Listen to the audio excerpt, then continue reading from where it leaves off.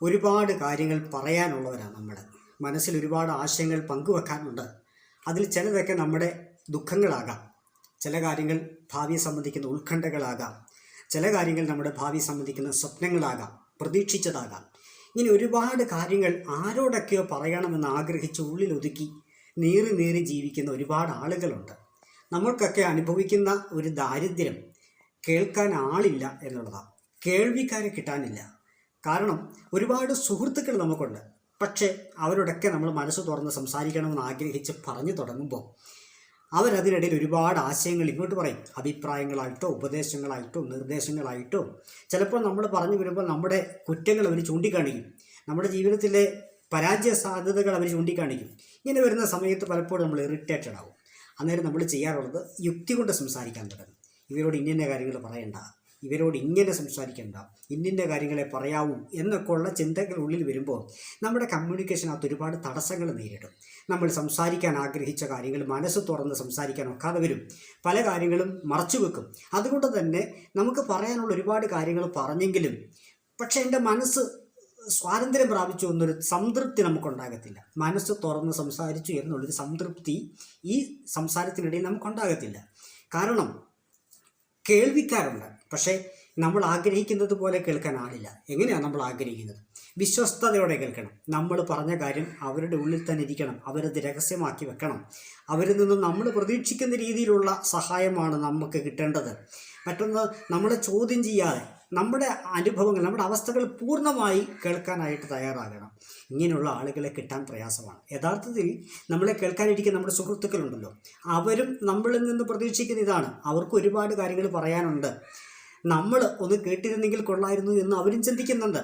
അപ്പോൾ ഇത് സമൂഹത്തിൻ്റെ ഒരു പ്രശ്നമാണ്, സമൂഹത്തിൻ്റെ ഒരു ആവശ്യം കൂടാണ്. കേൾവിക്കാരുണ്ടാകണം.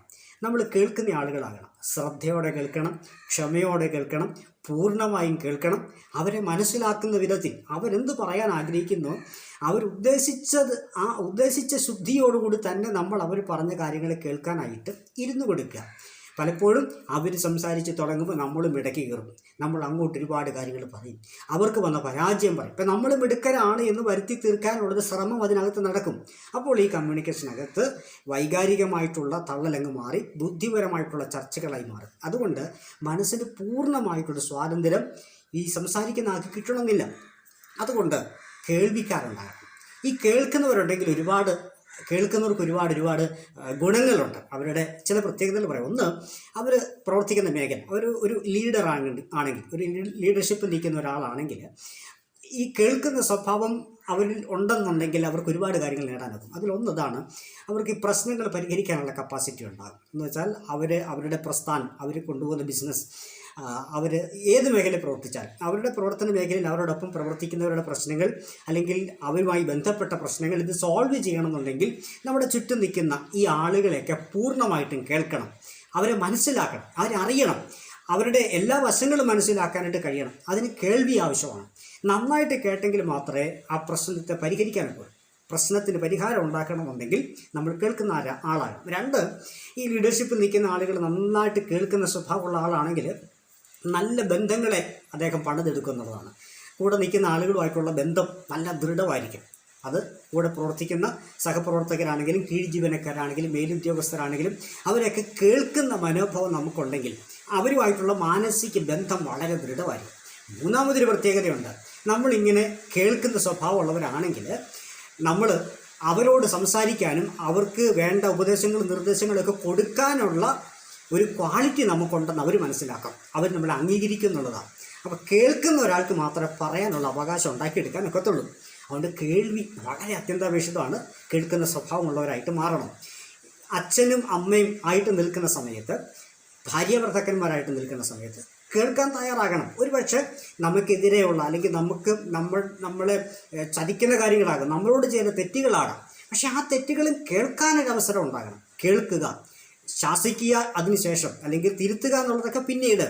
അവരെ ഉള്ളതുപോലെ അറിയാൻ, ഉള്ളതുപോലെ കേൾക്കാൻ, അവർ ചെയ്യുന്നത് കേൾക്കാനുള്ള മനോഭാവം ഉണ്ടാകാം. മക്കൾ എപ്പോഴും ആഗ്രഹിക്കുന്നുണ്ട് എൻ്റെ അച്ഛനും അമ്മയും എന്നെ ഒന്ന് കേട്ടിരുന്നെങ്കിൽ. ഞാൻ ചെയ്തത് തെറ്റാണ്, പക്ഷേ ഈ തെറ്റ് ഇപ്പം എനിക്ക് എൻ്റെ അച്ഛനോടോ അമ്മയോടോ ഏറ്റു പറയാൻ പറ്റത്തില്ല. കാര്യം അതിന് മുമ്പേ ശിക്ഷയുണ്ടാവും, അതിനു മുമ്പേ അവരുടെ മുഖം വല്ലാണ്ടാകും, അവർ എന്നോട് വളരെ മോശമായി ചിന്തിക്കും എന്നൊക്കെ മനസ്സിൽ കണ്ടിട്ട് കുട്ടികൾ പല കാര്യങ്ങളും പറയാതിരിക്കും. പക്ഷേ എല്ലാം പറയാം, അച്ഛനോട് ചെയ്ത തെറ്റും എനിക്ക് അച്ഛനോട് പറയാം എന്നുള്ള സ്വാതന്ത്ര്യം അവിടെ ഉണ്ടെന്ന് കുട്ടിക്ക് ബോധ്യം വന്നാൽ അവൻ അച്ഛനോട് സംസാരിക്കും, അമ്മയോട് സംസാരിക്കും, ഭാര്യയ്ക്ക് ഭർത്താവിനോട് സംസാരിക്കാൻ നോക്കും, ഭർത്താവിന് ഭാര്യയോട് സംസാരിക്കാൻ നോക്കും. ഈ ഗ്യാപ്പില്ലെങ്കിൽ, ഏത് ഗ്യാപ്പാണെന്നറിയാവോ? പറയാനൊക്കും, ഞാൻ നിങ്ങളോട് ചെയ്ത തെറ്റാണ്. തെറ്റ് എന്ന് പറയുന്ന ആ കാര്യത്തെ പറയുന്നതിന് ഒരു പറയാനുള്ള അകൽച്ചയില്ലാത്ത ബന്ധം ഉണ്ടാക്കിയെടുക്കാനുള്ള കേൾവിയാണ് ഈ ബന്ധത്തിൻ്റെ ഏറ്റവും ആധാരം എന്ന് പറഞ്ഞാൽ. അപ്പോൾ കേൾക്കുന്ന സ്വഭാവം ഉണ്ടെങ്കിൽ നമ്മുടെ കുടുംബജീവിതം വളരെ അനുഗ്രഹമായിരിക്കും, നമ്മുടെ കുട്ടികളോടുള്ള ബന്ധം വളരെ ഉന്നതമായിരിക്കും, കുട്ടികൾക്ക് നമ്മളോടുള്ള സ്നേഹവും ബഹുമാനവും വളരെ വലുതായിരിക്കും.